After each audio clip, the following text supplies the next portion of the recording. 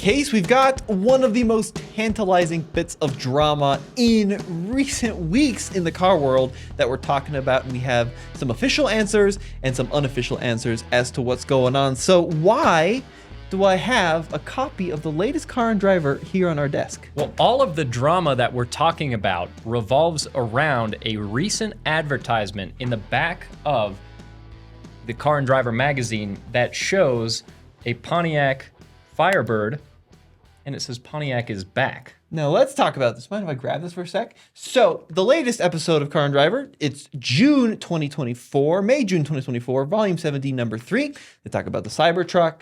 It's quite well done. I'm a really big fan of the Car and Driver Buff Book magazines. You know, they've been around for years and years and years. And then you get to the very end, and like Case just said, there's a screaming chicken, and the words Pontiac is back, full page, big and bold. And Case, why don't you read that little top part? Let us know what we're dealing with here. Yeah, so the ad says, Pontiac fans, it's been a weird 15 years since we left, hasn't it? Now, we can't definitively say that Pontiac's absence influenced the events we have all been through, but come on, caffeine comes out of Four Loko, and now it's in lemonade. Everything on the road looks like an Aztec now. They're going an interesting direction with this advertisement. They are right about that, though. Everything does look like an Aztec now. Yeah, that part they are right about. Now, they go on to say, you need us, America needs us, the future needs us, so Pontiac is back. Our first model is a hybrid. Surprised? Well, it uses a battery and an electric motor to start a 667 horsepower, supercharged 372 cubic inch V8. And we think you're going to want one because what else are you going to do?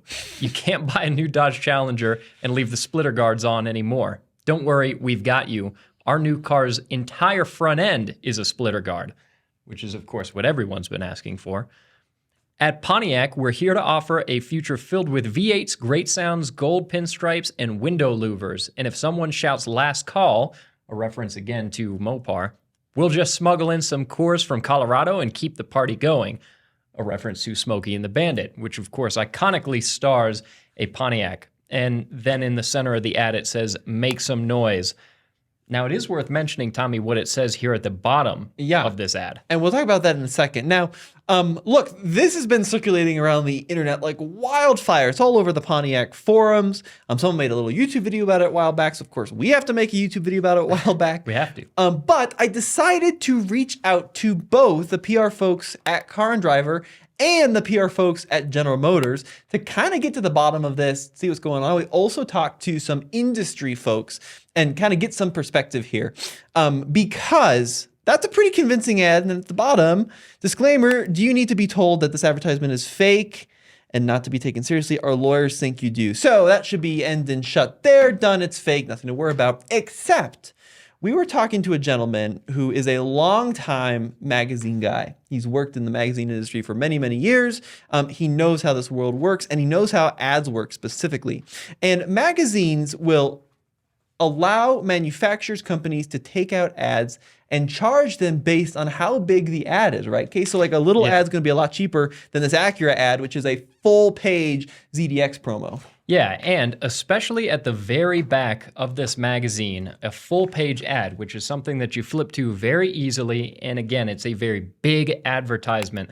That is an expensive piece of real estate in a magazine. So to turn that into a fake ad as just a joke seems a little strange. It does seem space because that was a perfect word to use, Case. This is valuable space, seriously valuable space. When you consider Car and Driver, you know, it's in airports, it's on grocery shop stands, right? Like this is a big deal. The final page, a huge screaming chicken, right? He didn't think that was a coincidence. Even though it says at the bottom, you need to be told this was fake. He initially thought that it was a promo kind of little maybe marketing stunt to get people's reactions, right? To drum up interest, to see what people think of the return of Pontiac. And he thought initially too, perhaps it was a way, you know, for people to get talking, and then a big outlet reaches out to GM and says, what the heck is going on? And then maybe someone like Bloomberg or Forbes cracks the code and they finally come out and say, yes, we're bringing it back. And then of course, Pontiac, you know, could return. So we are not as big as Bloomberg and Forbes, but I did decide to reach out to the corporate folks at GM anyways. And I said I'm reaching out in regards to the full page Car and Driver June 2024 ad about the return of Pontiac. Is this a GM-backed program and a confirmation of the return of Pontiac? Wanted to keep it simple, and they got back to me extremely quickly. And their response was, this was all Car and Driver. GM did not have any role in the fake ad. Very interesting. Yeah, it is interesting because some of the things that we're showing on this ad, like the Screaming Chicken, belongs to GM. Well, you'd think so. Then they use the word Pontiac and that kind of thing. So I reached back out to our magazine industry expert and said, well, what the heck? Like GM claims they're not behind this. He is still not convinced based on the placement, the prominence, and the significance of where this lies in the magazine.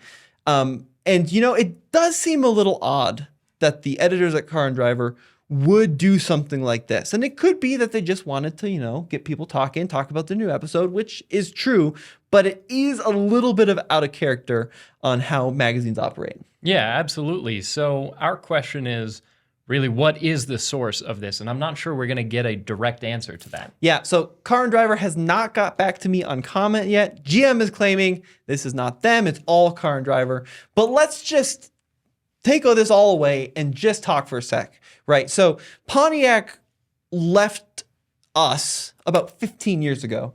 Yeah, right? It was during the financial crisis. It's when General Motors was being bailed out. There were a lot of costs that needed to be cut. And of course, Pontiac wasn't selling like hotcakes. So that was one that was put on the chopping block. And there was, the government basically came in and said, you have to restructure this, right? So that led to the death of Hummer, Saturn, a couple other brands, right? And, there was like discussion, why kill off Pontiac, this kind of youthful performance brand, and keep Buick? Well, you got to keep in mind, Buick was big in the up and coming Chinese market. So Buick survived, Pontiac got cut, which is a shame because Pontiac has a long history in the US, right? And they have sold some of the most iconic performance cars from General Motors, talking about like the GTO. Yeah, absolutely. Trans Am. And we always think of like the 60s GTOs and the 70s Trans Ams, right? Or the this turbocharged V8 monster from 1981 that probably made 164 horsepower. But even recently, right? Like in the early 2000s, we had the return of the GTO, which is very cool. Then we had the Pontiac Solstice and then the GXP models, and they had the supercharged Bonnevilles from like 20 years ago. So like they G6. Dude, yeah, you're right. G6, G8, right? They had some really cool stuff that they were... Aztec? They had some cool... Not all of it was cool You're stuff. You're a fan of the Aztec? I'm a fan of the Aztec. What are you talking about? Now, if Pontiac were to come back, this fake ad is making some pretty bold claims, including a horsepower number, 667 horsepower, 372 cubic inch V8. I'm wondering, I don't speak in cubic inches anymore. I do apologize. Yeah, what would that be? 6.2? Yeah, I mean, is that number 372 in line with a current GM engine? This is basically a 6.1. So, I mean, potentially it could be like a 6.2 supercharged V8 with 667 horsepower. Let's just speculate and say that that's real and they are coming off the car. Is there a market for a supercharged V8 car in 2024? There are muscle cars obviously going away. That's been a trend recently, and it seems to be continuing. So on the one hand, it's kind of not on trend to be coming out with a muscle car, but at the same time, potentially a market that's being left basically untapped by a lot of the muscle cars that are going away. So there could be, and it's not like GM is completely foreign to bringing back some brands that they've had gone away, because the Hummer brand is back. Yeah, no, for sure. Yeah, Hummer's back in a big way with the new fully electric Hummer EV. Now, it is worth noting, right? GM is on this more or less slow transition to electrification, right? Hummer came back as an electric brand. We've got this trickle of new EVs coming out. In some cases, a flood like Cadillac. Seems like everything is going electric in the Cadillac stables. And then, of course, you've got like the Equinox EV and others on that, that new architecture. So it is a little odd to see them saying, or whoever's saying this, 667 horsepower supercharged V8. But look, people loved Challenger Charger. right? That Yeah, was a absolutely. huge seller. Even at the end when they were discontinuing it, it was still selling in the tens of thousands of units. There still is a big want and a big demand for V8 powered cars in America. Absolutely. And again, it's we don't want to start a conspiracy theory that this is absolutely GM's doing, but it's not impossible for larger companies like this to subtly put out some feelers to gauge interest that exists in the market for something like this, potentially, without saying that it is actually happening, without making any promises. So is there a possibility that that's what is going on here? It's certainly not impossible. And listen, if that's what they're doing and they're being really smart, then they're being really smart because it's getting people talking. I mean, you're here watching this video, we're making this video, there's people making TikToks and Instagram reels and articles all about this. So really interesting, folks. I think the story is still not over with this. If we get an update back from Car and Driver about what happened or who funded this or what the scoop is here, we'll get back to you. But yeah, interesting times here, Case. Yeah, and again, it could turn into something really cool, which, fingers crossed, this is real, that there is something behind it, and it's not just a joke, because we'd love to see something like what they're describing. Would love to see something like that. Folks, let us know what you think in the comments below. As always, it's been Tommy. And Case. Check out alltfl.com if you want to stay up on this latest Pontiac news, and we'll see you next time.